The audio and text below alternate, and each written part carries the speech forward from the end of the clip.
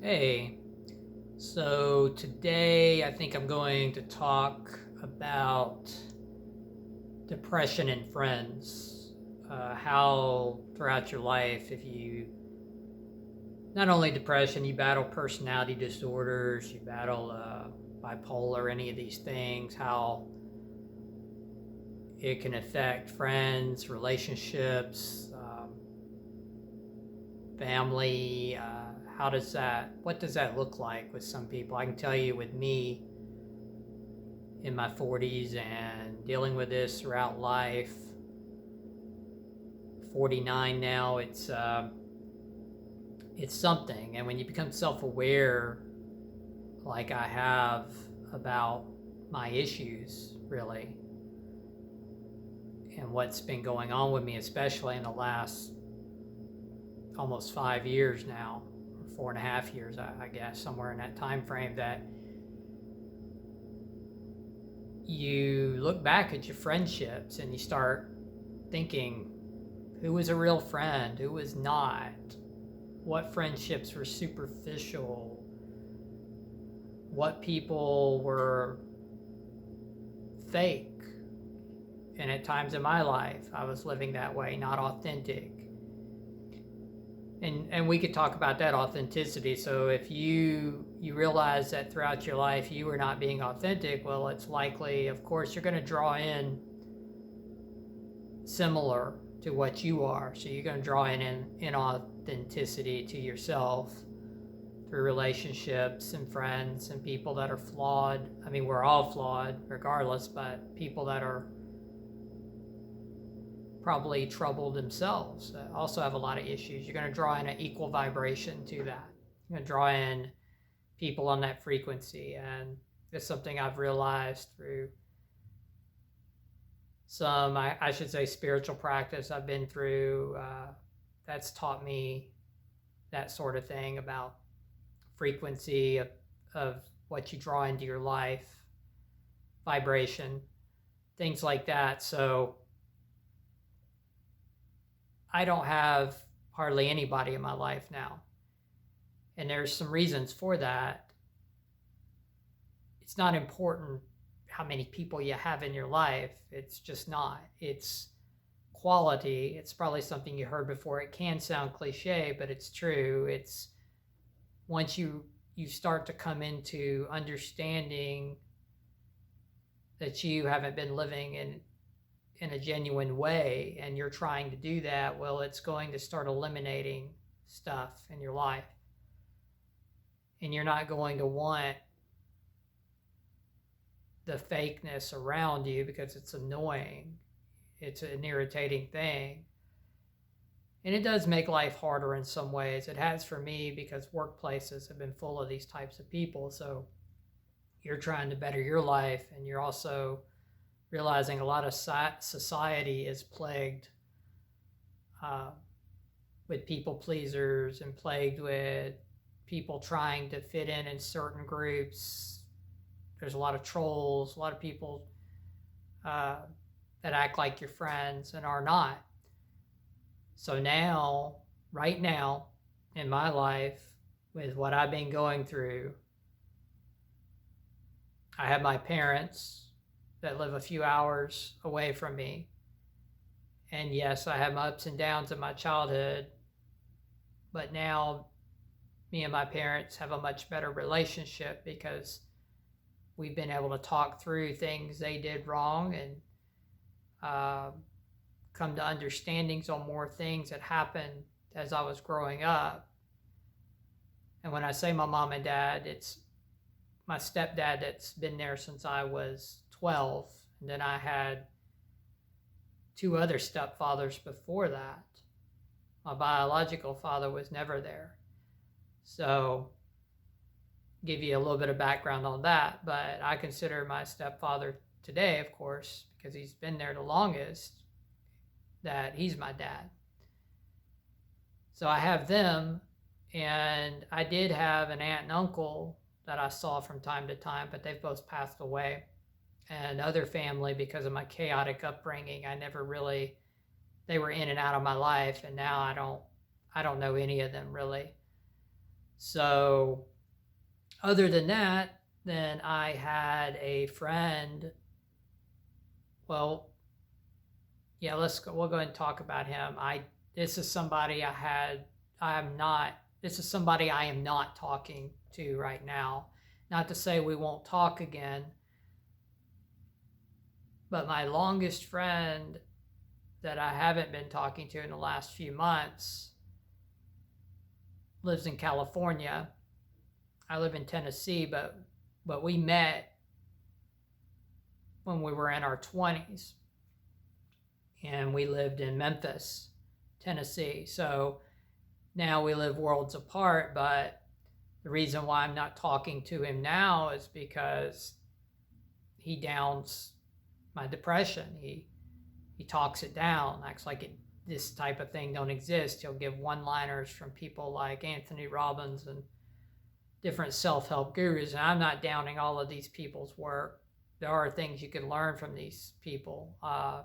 You can take things, but sometimes you can run into toxic positivity with self-help gurus that try to tell you just to turn off whatever's going on, just don't think about it. And that approach, in my experience, doesn't work, because while you can do that for a time, you have to be vigilant nonstop, is what I found, to not think instead of confronting the issues. And when you confront the issues and they've been going on your whole life, that takes a long time to work through. Like in previous video, I said baby steps. It's not an overnight process. Mental illness that you've had throughout your life, it's not an overnight process to solve. So when you have somebody, even though you've known them over 20 years, and they keep telling you that you could just shut that off, downplays unaliving, which never has made any sense to me how people do that. Try to make you feel guilt for the way you feel. And sometimes, what I have come to understand with people like this is that they don't always know they're being toxic. I do acknowledge that, but it doesn't take away the fact that it's damaging you more by them staying in your life, because every time you talk to them, they're going to make you feel worthless, or they're going to drag you down into a hole more. They don't realize it sometimes. They think, oh, they're talking you up. They think, oh, they're lifting you up by tough love. Let's make you feel guilt because you're not working, even though you're in this deep, dark depression where you sometimes don't even want to be here at all. But they just can't get that. And he would say things to me in this manner, and it just kept happening. And then if I didn't talk to him, he would give me a guilt trip in a text and make me feel I'm not a man, or bullshit like that, which I'm over now. But with people, I don't, this is something I've had to work through. Well, the man cliches, it's just stupid. And there's the woman cliches too that people cling to. But anyway, I was nice to him, but I texted him. I said, you're damaging me more by this toxic positivity you spit out. And I've told you to stop it, and it's not helping me. And there's things you have said to me and make me feel like a worthless human being, to the point where I'd sit in the dark and cry after talking to him. And it didn't make things better for me, and I realized that. And you have to cut that stuff out of your life. Now, it's not to say you don't talk to them again later if they come around and understand that what they were doing wasn't being helpful. But otherwise, you have to move on. It don't matter how many years. It don't matter. This is something I had such a problem with this. I had codependency issues too. Among all my issues, codependency is a hard one too. I had it in relationships. I've had it with friendships, trying to be a people pleaser. Adapting to somebody's likes, adapting to what they want to hear, because you don't want them to say something against you, or they abandon you or something like that. But the truth is, if you're being authentic, you're being who you are, you're dealing with mental illness. If you're dealing with mental issues, personality disorders, bipolar, any of this stuff, there's no quick fix to that. But if you're seeking help or you're trying to reach out, that means something. So don't let other people talk you down. And this is something it's taken me my whole life, to almost 50 years old, to come to this realization. So now in my life currently, there's my parents. I have a lady friend that's a little older than me that I used to work with. We stayed in touch and have been friends, I guess, probably 5 or 6 years. And we're friends because I can be authentic with her. She knows things about me that I can tell her. I can be honest with her. And she may give her opinion, but she's not going to overdo it. She'll give an opinion, but she also listens and tries to learn as well. And we don't talk all the time. We talk every now and then. Then I have an ex-girlfriend. Now we're talking about from years ago that I didn't talk to for probably 10 years. And no attraction there. It's not like that at all. She lives far away from me as well now.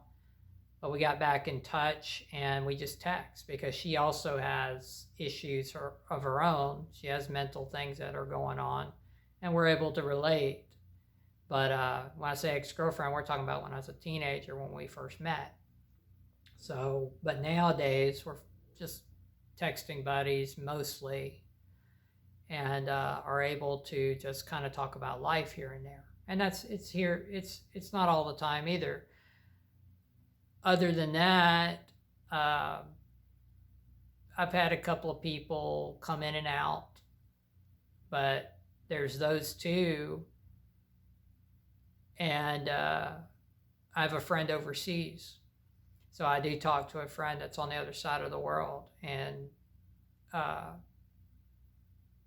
we just chat every now and then too, but she knows about my issues as well. And she accepts me. And that's what's important. People that accept you for who you are, they're not looking for you to be hyper this, hyper that, like hyper masculine, hyper feminine. They're not looking for you to be a cliche of a character. They're not looking for you. They're not trying to get with you because of some superficial reason. They're not trying to manipulate you or any of that kind of stuff. They're your friend because they value you for what they know you to be. And that's where I'm currently at. So no, I don't have this big circle of people and don't need it. And that's something I've realized. And working on codependency, I've done this for a long time now, to where I'm comfortable now with I don't chase people. I don't chase friendships. I don't chase relationships, even though sometimes, sure, I'm human. Do I ever crave intimacy? Yeah, but I'm not making it the center of life for me, because I have found time and time again, if you chase anything or you act in a way that's not truly who you are, or somewhere down the line, it's all going to fall apart because you're going to draw in the same energy to that. And it's just not worth it. You're better to focus on other things, focus on things that mean something in your life. And if you are mentally ill, if you have depression or you have issues that are deep rooted you're needing to work on, then a relationship's not going to probably work anyway. Because we only have so much energy in the day. That's something else I've found through experience, that our energy is renewed each day, but we only have so much of it to go around. And if we focus it on anything that, say you get caught up in an addiction of sorts, like corn. I'm going to say corn because I said this yesterday. YouTube don't like certain words, but you get caught up in say something like that can steal hours of your day. Or you get caught up in alcohol, that's going to lower your vibration, and then you're going to feel tired and lethargic. Drugs, that's going to get you caught up in loss of time, loss of hours. So there's so many things. Or you just they can be simple. You get too distracted. Anything can be overdone. Too much TV, too much music, too much whatever can overdo, but because you only have so much energy floating around. So if you're trying to work on getting yourself back up, which I'm still struggling, even though I have started to become self-aware, even though I'm at a therapist office, even though I realize these things, I'm still very much in a hole. I'm not financially secure at all. I have no safety net. I don't know day to day what's going on. And that's another reason I guess I'm here too. I'm coming from a place of a lot of vulnerability, because I know there's a lot of other people out there either in a similar condition, men and women, or worse condition even. That's people that end up homeless from mental illness, depression, and can't get back up on their feet. And that's why I finally started going to therapy and realizing this has to be worked out, or I'm going to be unhappy the rest of my life. I'm going to continue to not function well the rest of my life if I don't work on it. And what I found is you also gain physical issues. You'll get physical issues from not being yourself, like stomach issues. I've had stomach issues, or you get body aches, you get different things that start manifesting from being inauthentic. And I know this because when I have been more myself, when I'm being more embodying who I really am, and I'm tapping into that, the more I tap into it, the more I relax, the more my body relaxes. And those things don't manifest in the same way. Sometimes they don't manifest at all. So our bodies are in tune with stress. Our bodies are in tune with anxiety. They're very in tune, actually, with being inauthentic. Very in tune with us when we're trying to fake our way through life, or we're trying to be something we're not. You may accomplish some things like that. I mean, people do it every day. We see people that make accomplishments, but then I talked about this previously. How many of them that seem to have it all, we think they're on top of the world, and they lose everything. We think we know everything about these people, and then behind the scenes, we didn't know nothing about these people. We see it in the celebrity news every day, right? I mean, we see the ones accused of all these horrendous things, or we find out all these horrendous things about some of these celebrities that they were doing, and you're like, oh my gosh, what the hell? And then the ones that unalive that we didn't know were deeply depressed, and they act happy. Or was it that recent celebrity? I didn't really know much of this guy. I'm sure some of you know that pop singer that fell off that balcony. And he had issues of things happening behind the scenes. Some of these people, there's a price to pay for a lot of things. I mean, I used to want to be famous. I used to, back in the 90s, played in the band, but I tell you something, if I'd have made it back then and doing something like that, I probably wouldn't be here today, because I've been through alcoholism a few times. I've been through some drug abuse. I've been through all these things without being famous. If I'd have been famous and I had everything handed to me right in front of me to have with my problems, it'd probably be game over. So sometimes not getting what we want at certain times, I find is the best thing. So if you don't have any friends, you don't have but a couple of friends, but if you have, if you don't have any friends, but you're working on yourself, you're doing things you're passionate about, somewhere along the line, even if it's one person, two people, somewhere you're going to be in a position where you'll meet the right people to be friends with.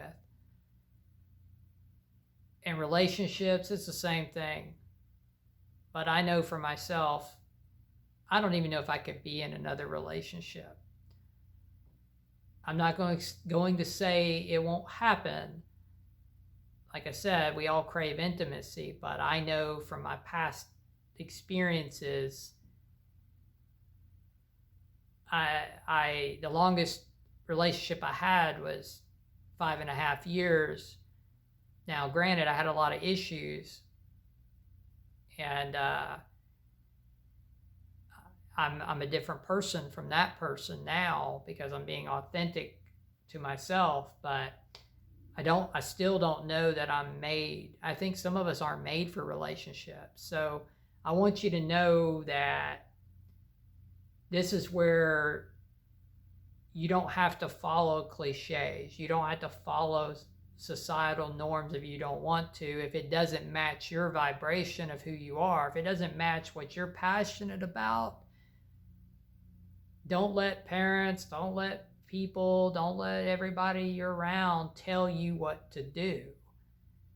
You can have true people around you that give you advice, that give you an opinion on something, but if people are pressuring you into things you don't want to do, that's another red flag that you don't need them in your life, because if they're being toxic and trying to force upon you, oh, you better get married because that's what I did, and that's what Joe down the street did, and Marie down the road did, and you better do that. You better get in debt too. You better go buy that car you can't afford that's $500, $600, $700 a month. You better go buy that house that you're going to be mortgaged, have a mortgage on for 30, 40 years, and then you can't afford to even put furniture in it. A lot of people do that, right? They'll buy a house they can't afford, and then they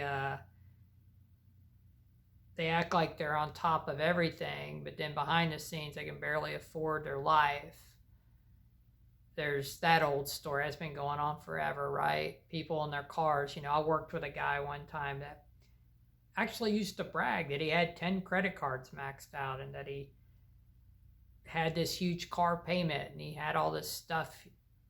I'd watch people at a job that would every day complain about their money, and then they had DoorDash and these people delivering them food and spending $30, $40 a day, and then complain about their bills. I'm not perfect at all. I'm just saying these are ideas. You don't want to take advice from any of these people, right? I mean, you don't want to take advice from these people telling you go do all this stuff. Now, if you really want to get married, you're truly in love, you want to buy a house, and everything's lined up for you to do that, and you have the finances, and you're comfortable, and you feel great, and it's your decision, that's awesome, but I'm just saying, if it's not your decision, it's like, are you going to college and getting in debt? Because here in America, that's an epidemic with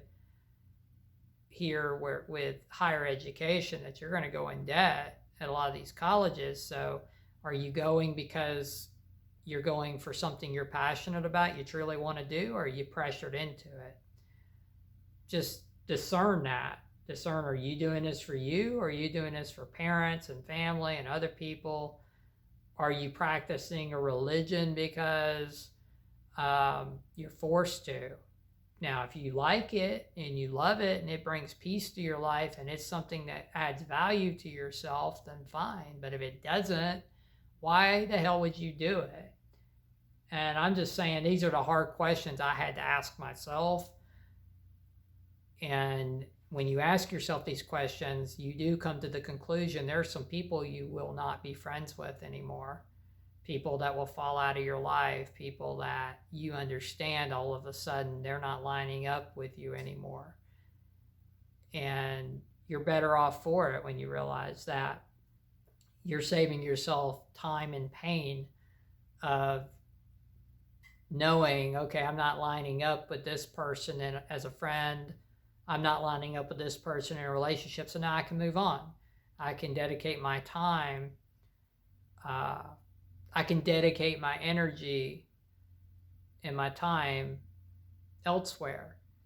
So, like, going back to religion, if it's not something you truly want to do, but see, so many people are brought up, some in very strict regimens of that, and they're expected to keep to it. And if you don't, parents walk off from you, people walk off from you. And